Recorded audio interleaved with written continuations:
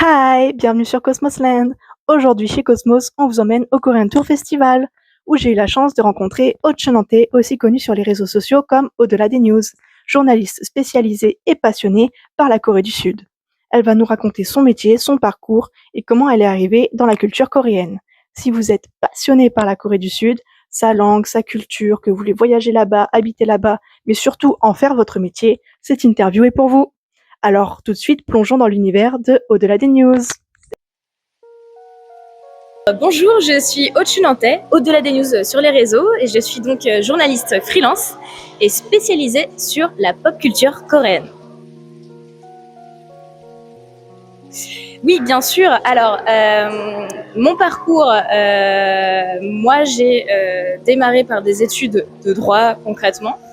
Mais parce que je savais déjà que je voulais faire du journalisme. Et à l'époque, les concours pour rentrer dans les écoles, il fallait un minimum de bac+3 en général pour passer les concours.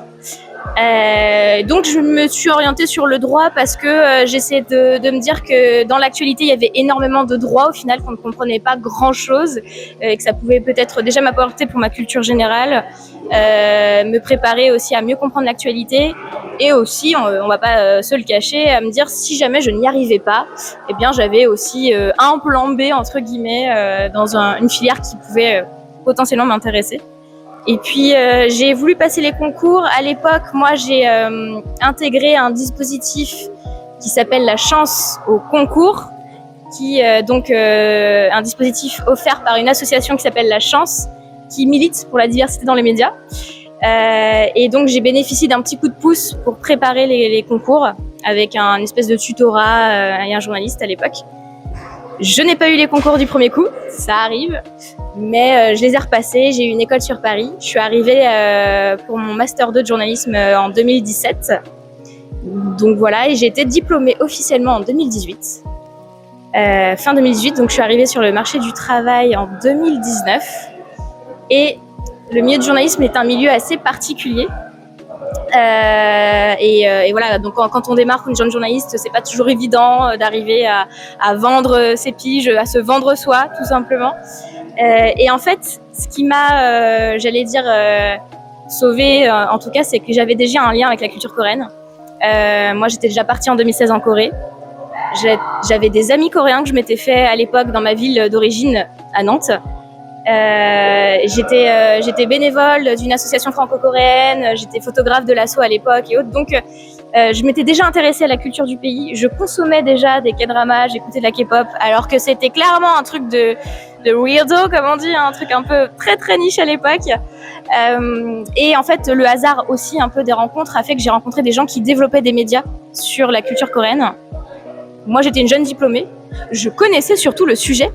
Et surtout, en tant que jeune journaliste, j'en avais un petit peu marre de voir des articles faits par des confrères dans des grands médias où je sentais que le sujet n'était pas assez maîtrisé, en tout cas. Donc c'est un peu comme ça que je suis arrivée, on va dire, dans tout ça. Retour en arrière 2019. Alors pour l'anecdote, vraiment c'est digne d'un drama pour le coup. Je vais dans un resto coréen avec une amie à moi qui était partie avec moi en Corée, hein, donc on avait aussi ce lien déjà. Et dans ce restaurant coréen, on voit une pub. Et sur le coup, on pensait que c'était une pub pour un café d'échange franco-coréen où on pourrait apprendre des langues et autres. Bref, je sais pas pourquoi on s'est dit ça, mais le logo, sur le coup, on a cru que c'était ça. On s'est dit, ah super, on prend le flyer et en fait, on voit KFTV, nouvelle plateforme franco-coréenne sur la culture coréenne et tout. On se dit, bah tiens, c'est marrant, il y a un média franco-coréen qui se développe. Et là, mon ami me dit justement, bah tiens, toi qui en ce moment a pas trop de boulot, sachant que toi tu t'y connais, pourquoi tu leur envoies pas ton CV en fait? Donc je les contacte. Je rencontre Christophe, le fondateur. On échange et on discute de notre passion commune pour la culture coréenne. Il me dit tout de suite que malheureusement, il peut pas embaucher sur le moment des journalistes. Mais moi, à ce moment-là, je lui dis, écoute, il n'y a pas de souci, je veux bien te donner un coup de main parce qu'en vrai, j'ai aussi envie et besoin de me faire la main en ce moment. Et puis, c'est un sujet que j'adore et que j'ai envie de traiter avec toi, donc allons-y. Donc en fait, c'est comme ça que j'ai intégré la plateforme. Très vite, on commence à vouloir faire des tournages, créer des émissions pour parler de culture coréenne. Il y avait déjà des projets de partir en Corée à ce moment-là. Lancer la plateforme. Ce qu'on va faire, sachant qu'on va lancer la plateforme officiellement clairement premier jour du confinement. Voilà. Du coup, certains plans tombent à l'eau, évidemment, à savoir les tournages en Corée, tout ça. Mais à ce moment-là, on se dit, c'est pas grave. Moi, je propose que de chez moi, je fasse des lives Instagram pour le compte du média. Et du coup, je vais commencer à faire des interviews un petit peu au hasard de gens qui traitent de culture coréenne, d'expats, de Français installés à l'étranger, de Coréens. Et évidemment, comme plein de gens à l'époque, on pensait que le Covid, ça allait durer 1 semaine, 2 semaines. Au final, ça va durer des mois. Et donc, mes lives Insta, en fait, vont devenir un rendez-vous, presque. Et pendant ce temps-là, évidemment, tout en respectant les consignes de santé et de sécurité, on a quand même pu continuer à tourner, faire quelques émissions. Donc, du coup, voilà, on a essayé d'alimenter un petit peu la machine. Et ce qui fait qu'au moment des premiers déconfinements où certaines associations et sociétés ont voulu relancer des événements et des festivals,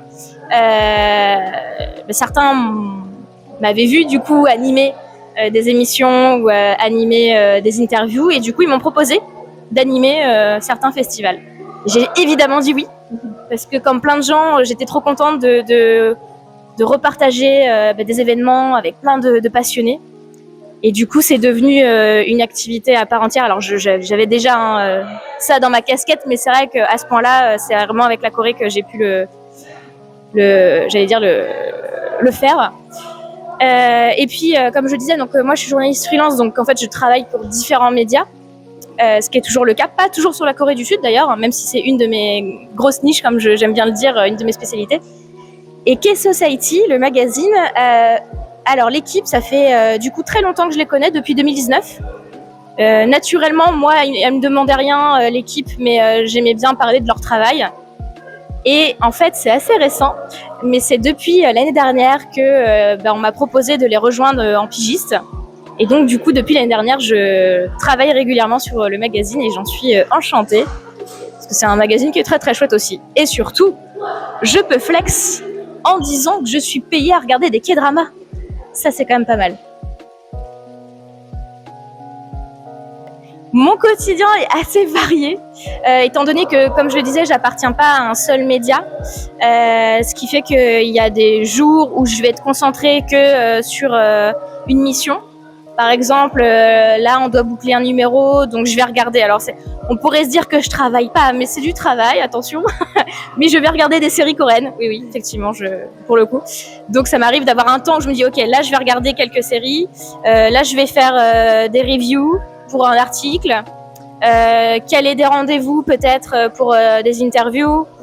Quand on a sur la partie événementielle, parce que du coup, je suis aussi MC, j'organise des conférences. Là en amont, pareil, prendre des rendez-vous, organiser les questions, les envoyer aux invités que je vais recevoir et autres. Voilà, donc c'est pas forcément une journée typique, parce qu'en fait des journées typiques en ce moment, je vous avoue que c'est très aléatoire. J'ai pas, voilà, aucune de mes journées ne se ressemble, mais c'est ça aussi qui est très chouette. Et puis voilà, j'ai plein d'activités à côté. Je fais de l'éducation aux médias dans les écoles aussi, donc ouais.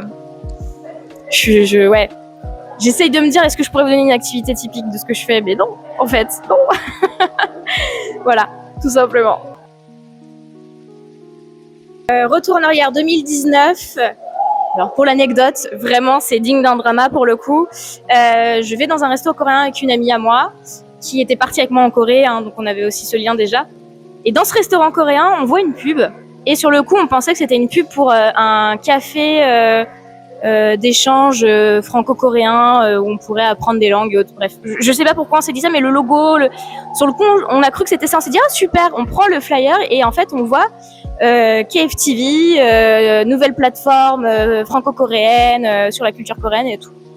On se dit, tiens, c'est marrant, il y a un média franco-coréen qui se développe. Et là, mon ami me dit justement, tiens, toi qui en ce moment a pas trop de boulot, sachant que toi tu t'y connais, pourquoi tu leur envoies pas ton CV en fait? Donc je les contacte. Je rencontre Christophe, le fondateur. On échange et on discute de notre passion commune pour la culture coréenne. Il me dit tout de suite que malheureusement, il peut pas embaucher sur le moment des journalistes. Mais moi, à ce moment-là, je lui dis, écoute, il n'y a pas de souci, je veux bien te donner un coup de main parce qu'en vrai, j'ai aussi envie et besoin de me faire la main en ce moment. Et puis, c'est un sujet que j'adore et que j'ai envie de traiter avec toi, donc allons-y. Donc en fait, c'est comme ça que j'ai intégré la plateforme. Très vite, on commence à vouloir faire des tournages, créer des émissions pour parler de culture coréenne. Il y avait déjà des projets de partir en Corée à ce moment-là. Lancer la plateforme. Ce qu'on va faire, sachant qu'on va lancer la plateforme officiellement clairement premier jour du confinement. Voilà. Du coup, certains plans tombent à l'eau, évidemment, à savoir les tournages en Corée et tout ça. Mais à ce moment-là, on se dit, c'est pas grave. Moi, je propose que de chez moi, je fasse des lives Instagram pour le compte du média. Et du coup, je vais commencer à faire des interviews un petit peu au hasard de gens qui traitent de culture coréenne, d'expats, de Français installés à l'étranger, de Coréens. Et évidemment, comme plein de gens à l'époque, on pensait que le Covid, ça allait durer 1 semaine, 2 semaines. Au final, ça va durer des mois. Et donc, mes lives Insta, en fait, vont devenir un rendez-vous, presque. Et pendant ce temps-là, évidemment, tout en respectant les consignes de santé et de sécurité, on a quand même pu continuer à tourner, faire quelques émissions. Donc, du coup, voilà, on a essayé d'alimenter un petit peu la machine. Et ce qui fait qu'au moment des premiers déconfinements où certaines associations et sociétés ont voulu relancer des événements et des festivals, certains m'avaient vu du coup animer des émissions ou animer des interviews, et du coup ils m'ont proposé d'animer certains festivals. J'ai évidemment dit oui, parce que comme plein de gens, j'étais trop contente de repartager des événements avec plein de passionnés. Et du coup, c'est devenu une activité à part entière. Alors, j'avais déjà ça dans ma casquette, mais c'est vrai qu'à ce point-là, c'est vraiment avec la Corée que j'ai pu le faire. Et puis, comme je disais, donc moi, je suis journaliste freelance, donc en fait, je travaille pour différents médias, ce qui est toujours le cas, pas toujours sur la Corée du Sud d'ailleurs, même si c'est une de mes grosses niches, comme j'aime bien le dire, une de mes spécialités. Et K-Society, le magazine, alors l'équipe, ça fait du coup très longtemps que je les connais, depuis 2019. Naturellement, moi, elle me demandait rien, l'équipe, mais j'aimais bien parler de leur travail. Et en fait, c'est assez récent, mais c'est depuis l'année dernière que on m'a proposé de les rejoindre en pigiste. Et donc, du coup, depuis l'année dernière, je travaille régulièrement sur le magazine et j'en suis enchantée, parce que c'est un magazine qui est très très chouette aussi. Et surtout, je peux flex en disant que je suis payée à regarder des K-dramas. Ça, c'est quand même pas mal. Mon quotidien est assez varié, étant donné que, comme je le disais, j'appartiens pas à un seul média, ce qui fait qu'il y a des jours où je vais être concentrée que sur une mission. Par exemple, là, on doit boucler un numéro, donc je vais regarder. Alors, on pourrait se dire que je travaille pas, mais c'est du travail, attention. Mais je vais regarder des séries coréennes. Oui, effectivement, pour le coup. Donc, ça m'arrive d'avoir un temps où je me dis, ok, là, je vais regarder quelques séries. Là, je vais faire des reviews pour un article. Caler des rendez-vous, peut-être, pour des interviews. Quand on a sur la partie événementielle, parce que du coup, je suis aussi MC, j'organise des conférences. Là en amont, pareil, prendre des rendez-vous, organiser les questions, les envoyer aux invités que je vais recevoir et autres. Voilà, donc c'est pas forcément une journée typique, parce qu'en fait des journées typiques en ce moment, je vous avoue que c'est très aléatoire. J'ai pas, voilà, aucune de mes journées ne se ressemble, mais c'est ça aussi qui est très chouette. Et puis voilà, j'ai plein d'activités à côté. Je fais de l'éducation aux médias dans les écoles aussi, donc ouais. J'essaye de me dire, est-ce que je pourrais vous donner une activité typique de ce que je fais? Mais non, en fait, non. Voilà, tout simplement.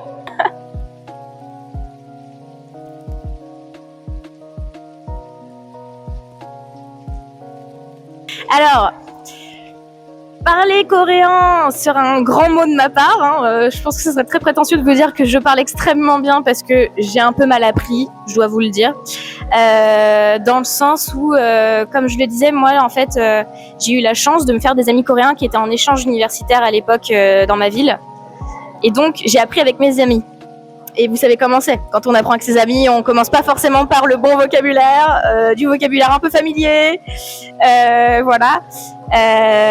Mais voilà, non, j'ai quand même des notions, effectivement, et c'est pour ça que quand j'avais fait cette émission-là, je trouvais ça rigolo de me dire, bah tiens, je vais vous donner des expressions, alors tout en restant correct, attention, hein, que tout le monde peut utiliser, mais qui restent des expressions aussi que peut-être des plus jeunes vont pouvoir utiliser quand ils vont aller en Corée, parce que, et c'est très bien de prendre des cours, il faut prendre des cours, mais c'est vrai qu'il y a le côté très cadré institutionnel, alors que quand on se retrouve voilà, dans un échange ou autre, il y a ce côté plus familier qui peut arriver avec des expressions un peu plus slang, comme on dit.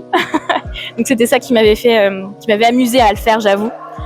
Voilà, mais il va falloir que je m'y remette. Voilà, c'est ma résolution là, vous êtes témoin, je vais m'y remettre très très sérieusement. Parce que j'arrive à comprendre, vous répondre correctement.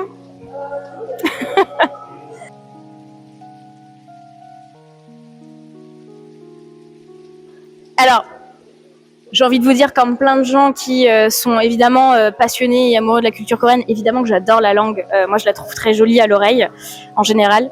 Ceci dit, beaucoup de Coréens adorent le français aussi et nous disent « Ah, mais le français, c'est le langage de l'amour ». Bon, peut-être, je ne sais pas. Si je devais choisir un mot en particulier, en fait, il y en a plein qui me viennent en même temps.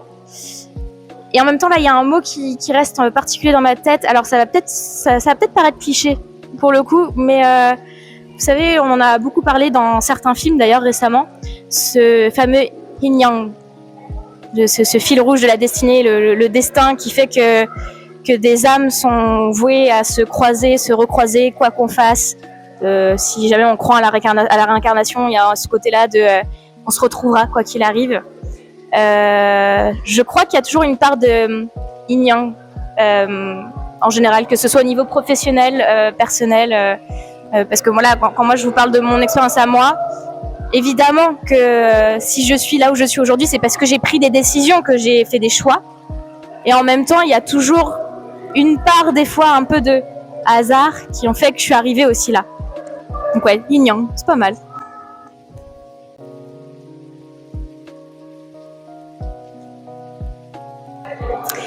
Alors, oui, évidemment que je ne suis pas moi-même coréenne. Je n'ai pas grandi en Corée. Donc, il y a évidemment tout un aspect sociologique, culturel qui n'est pas inné. Après, ce qui m'a énormément aidée, c'est ce que je disais, c'est que avant même d'être partie dans le pays, je me suis fait des amis coréens. Et en fait, j'ai pu constater et vivre finalement des fois des incompréhensions culturelles, toutes bêtes, hein. Et ce qui était très chouette, c'est que on en discutait beaucoup. On avait vraiment un petit groupe, voilà, d'étudiants de toutes origines, et on parlait beaucoup de ça.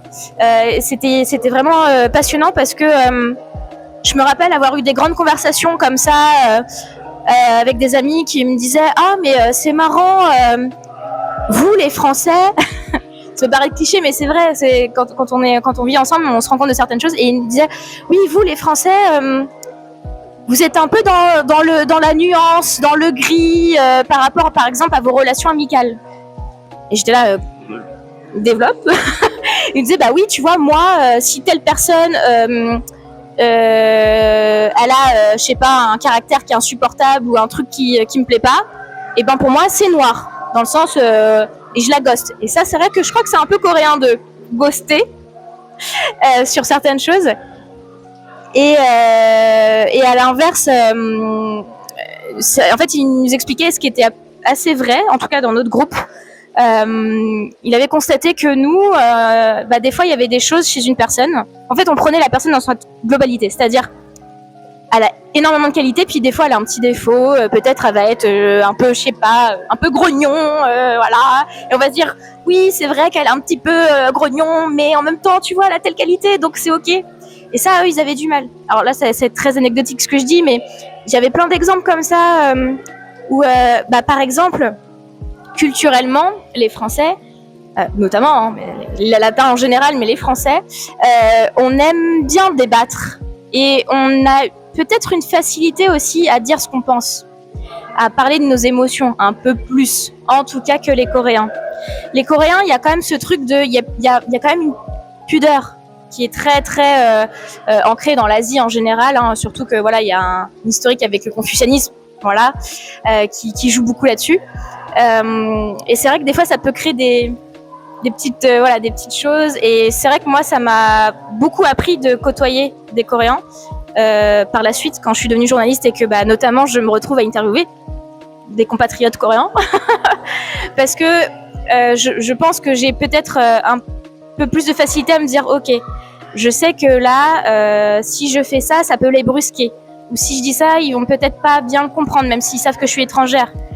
Donc, ouais, je dirais qu'il y a des choses comme ça où ça m'a énormément aidé. Et puis après, sur la partie technique, évidemment qu'en tant que journaliste, j'ai appris aussi à chercher et à croiser mes sources.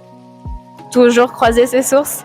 Et évidemment que même encore aujourd'hui, quand je regarde des articles, je vérifie toujours. Et si possible, auprès des personnes concernées, c'est toujours mieux, évidemment.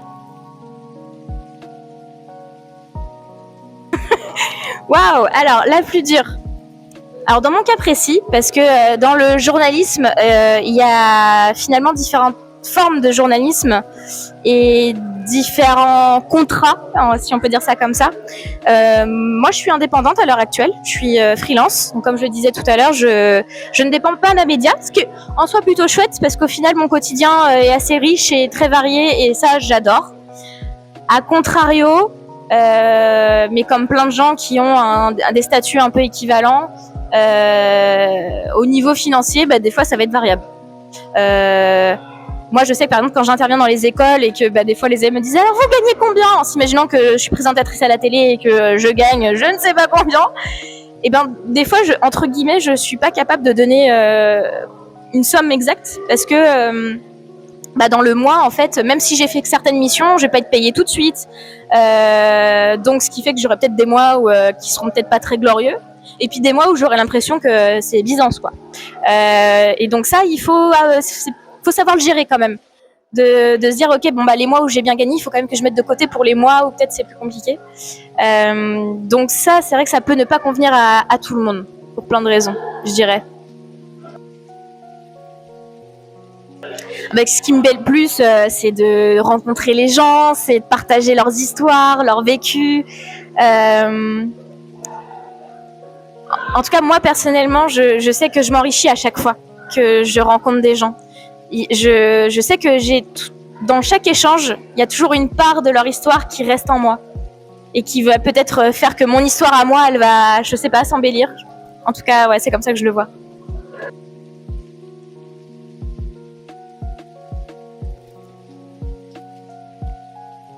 Bien sûr, évidemment. Sinon, ce serait pas drôle. Et encore, ce qui me sauve, j'allais dire, par rapport, parce que notamment là, je discutais avec des créateurs et créatrices de contenu. Malheureusement, toujours une part un peu peut-être de raccourcis qui sont faits, de clichés qui subsistent, qui partent effectivement de choses réelles, mais tout de suite sur un très très grossissant, très déformant. Je prends notamment le cas où moi, avant d'être journaliste, je voyais des articles faits par des confrères qui disaient oui, les fans de K-pop, ces ados hystériques, voilà, j'en dis pas plus, rien que ça déjà, c'est voilà. Alors que quand on est fan de K-pop, on sait que ce ne sont pas que des jeunes filles qui écoutent de la K-pop. Et on sait aussi que ces jeunes filles ne sont pas forcément hystériques, même si elles sont passionnées et qu'il y a plein de nuances à donner à ça. Mais c'est de toute manière un cliché qui subsiste. Et c'est assez marrant parce qu'on en discutait avec pas mal de gens. Il y a pas mal d'études qui sont faites justement sur le phénomène des fans en général, que ce soit dans la musique ou autre. Et il y a quand même une chose qu'on constate énormément, c'est qu'il y a quand même un prisme assez de misogynie quand même qui subsiste. Je dis pas que les fans masculins ont pas de préjugés, hein, au contraire, mais c'est quand même souvent ce truc de c'est forcément un truc pour les filles, pour les femmes, les jeunes filles, alors que pas du tout. Il y a énormément d'hommes qui écoutent de la K-pop clairement, vous seriez surpris. Et oui, ce fameux truc de coréabou aussi, ce terme de coréabou, qui n'existe d'ailleurs quasiment que pour la Corée. Hein. Ce terme-là, vous pouvez chercher dans d'autres cultures, il n'existe pas vraiment, ce terme très péjoratif. Alors, évidemment que ce terme-là, il a été utilisé pour parler d'un exemple concret qui existe. Évidemment, c'est comme les sasaeng, les fans ultra, mais qui sont pas des vrais fans en soi. C'est des gens qui sont dans un extrême. Mais tout de suite, cet extrême-là c'est comme si cet extrême-là allait déteindre en fait sur toute une tranche de population, alors que c'est anecdotique au final. Et alors voilà, comme je disais, moi je suis peut-être un peu plus protégée par mon statut de journaliste parce que je sais pas si ça me confère un petit côté plus sérieux que d'autres. Parce que je pense que les gens osent moins, peut-être en tout cas devant moi, me dire que je suis peut-être une coréabou, je ne sais pas, vu que c'est mon métier. Mais ce qui est sûr, c'est que la pop culture aussi en général, ça je me bats beaucoup là-dessus, avec certains de mes confrères, a toujours été un petit peu catégorisée comme un sous-genre, une sous-culture. Ce qui n'est pas un très joli mot, parce que c'est vrai que quand on parle de sous, c'est comme s'il y avait un côté inférieur, alors que la culture reste de la culture. Et moi, je le dis souvent, quand les gens rentrent dans la culture coréenne, c'est à travers la K-pop, souvent, à travers les K-dramas, et souvent les gens sont en mode, oui, mais c'est dommage, pourquoi on parle que de K-pop, et pourquoi on parle pas de culture autre dans la Corée? Et je leur dis, mais c'est pas grave, au contraire, parce qu'en fait, la K-pop, ça va être une porte qui va vous ouvrir sur un autre univers, et c'est ça qui est aussi la force de la Hallyu. Donc, ouais, non, la culture en général, parlons de culture en général. On devrait faire ça.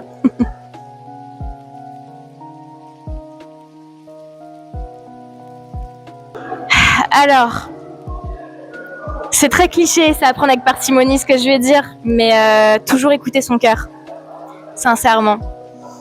Évidemment que moi, quand j'ai dit toute jeune que je voulais être journaliste, on m'a prévenu, on me l'a dit, on me l'a répété, et je le savais, que être journaliste, ça allait être compliqué, que peu de gens arrivent à gagner sa vie en tant que journaliste, qu'en vrai, être journaliste, et je vous le cache pas, c'est en vrai de vrai un métier précaire. Mais en fait, en vrai, si vous l'avez au fond de vous, que ça vous parle, il faut au moins tenter la chose. Peut-être que vous allez peut-être échouer, vous allez peut-être pas y arriver, mais au moins vous n'aurez pas de regrets. Rien que ça. Et puis qui sait, sur un malentendu, ça peut peut-être fonctionner.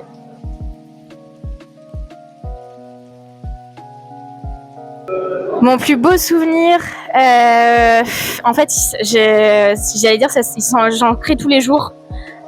Sincèrement, rien qu'hier, voilà, parce que c'est l'actuel pour moi. Rien qu'hier, j'ai animé le talk en compagnie de l'actrice de Kim Too-leong, et c'était incroyable. On est en train de me montrer une photo, d'enfant, ça pop comme ça, c'est dingue. Super assistant. J'étais pas prête. Très belle cette photo, va falloir que je la récupère. Oui, voilà, là c'est mon souvenir actuel. Je rencontre l'actrice. Je connaissais son parcours, mais je l'avais jamais rencontrée avant. Alors évidemment que j'ai préparé l'interview en amont, j'ai préparé mes questions, j'ai envoyé mes questions à son interprète en amont. Voilà, l'idée c'était de la mettre à l'aise, surtout qu'il y avait un public français, donc voilà. Et même si on est préparé, sachez, pour tous ceux qui travaillent dans des milieux créatifs, événementiels et autres, vous aurez beau tout préparer, rien ne se passera jamais comme prévu. Et c'est ok. C'est pour ça qu'il faut se préparer un max. Et donc j'étais ultra bien préparée. C'est un exercice que je maîtrise déjà, mais n'empêche que, en vrai, plein de choses auraient pu ne pas marcher, peut-être que ça aurait pu ne pas marcher avec le staff, enfin voilà. Et le fait est que ça a été un moment magique, le public il était merveilleux, elle était adorable, son staff était tellement mignon, j'ai vécu un moment tellement beau et magique hier, donc ouais, c'est ça. Mes plus beaux souvenirs se créent chaque jour en fait, à chaque fois que je rencontre des gens. Alors d'ailleurs quand je dis des gens, c'est pas forcément que des gens connus, hein. Même des gens de la vie de tous les jours me touchent énormément de par leur histoire. Merci de nous avoir partagé votre parcours et vos anecdotes. Avec plaisir.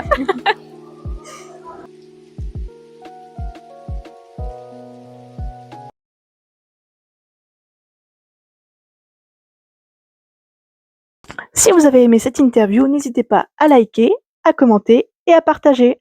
Mais surtout, rendez-vous à la prochaine édition du Korean Tour Festival. Bye bye!